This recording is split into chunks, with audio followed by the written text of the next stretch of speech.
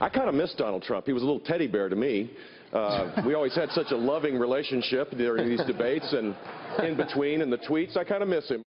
Misses his teddy bear. Joining us now from Des Moines is former governor of Florida and presidential candidate Jeb Bush. Governor Bush, thanks for joining us this morning.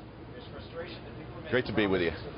All right. Governor, first off, I guess most people are looking at your overall performance and said you seemed to have a great time last night. The smile you have right now was the smile you had really for 2 hours.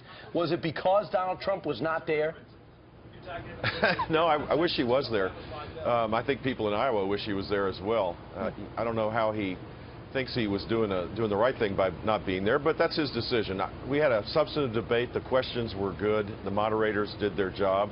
And people got better insights on what people were thinking and what, the mettle of the candidates. That's what this should be about, right? Well, Governor, Charles Krauthammer, #1 best-selling New York Times best-selling author, went on with Megyn Kelly right after the debate, said he thought you had the best night of anybody on that stage. So congrats. The reviews that are coming in are pretty strong for you. We've been talking about how a large chunk of Iowans are undecided on their GOP candidate. Do you think you changed any minds last night? I hope so. I hope so. We're working hard here. We have a great grassroots organization and working very hard to get people out to the caucuses on Monday night. But I love the chance to talk about how we create a strategy to destroy ISIS and to focus on the things that people are concerned about here.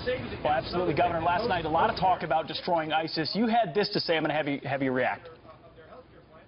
The caliphate of ISIS has to be destroyed, which means we need to arm directly the Kurds, embed our troops with the Iraqi military, re-engage with the Sunni tribal leaders, get the lawyers off the damn backs of the military once and for all. Governor, I know a lot of veterans resonate with the restrictions on rules of engagement. As an infantryman myself, yeah. Lawyers on your back are the things you don't want. But the devil's in the details. What would you do to loosen the rules of engagement to unleash our warfighters? Well, first of all, revoke the memorandums of understanding that basically make this a law enforcement exercise.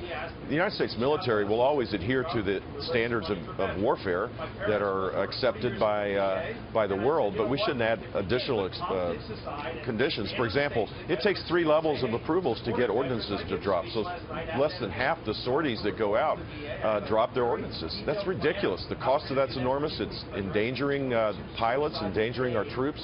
We need to be far more incisive in our efforts, and I know the warfighters want that. I've talked to so many of them. They desperately want to be able to do what they do best, which is to win decisively. Governor, a lot of people talking this morning about your very specific plan that you've laid out to fix the VA system in this country. In fact, you said last night it will be your priority as president to fix the VA system. We've been chatting about it this morning. What's the reaction that you're getting to that? Well, in every town hall meeting it comes up. Veterans are angry.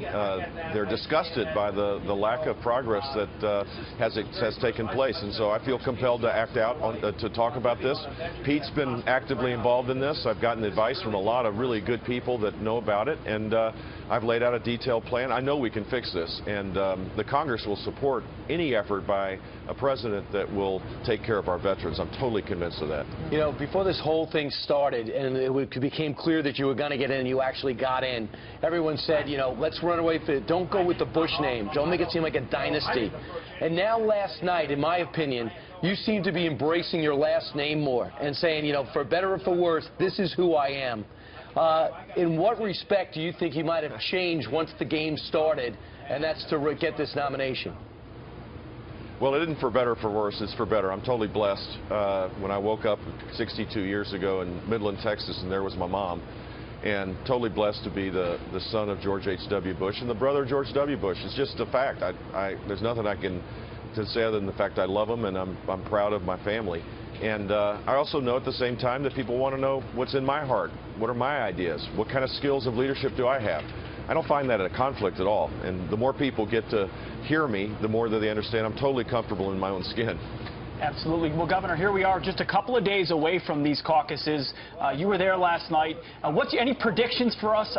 Where do you feel like you're going to be come caucus night coming out of Iowa? Better than expected, and raring to go to the other states, South Carolina and New Hampshire and Nevada in February. And then we start with the selection of delegates. frankly, Governor, you know, this is a long haul process. did you have any favorite moments last night?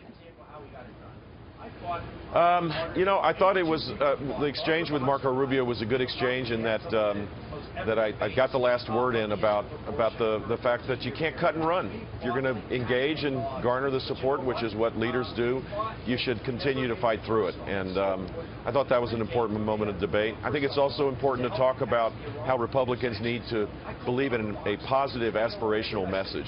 Our philosophy is the winning one for many people, and right now we're pushing people away when we need to bring them to our cause. Governor, especially when it came to immigration, I think that's what you're referring to.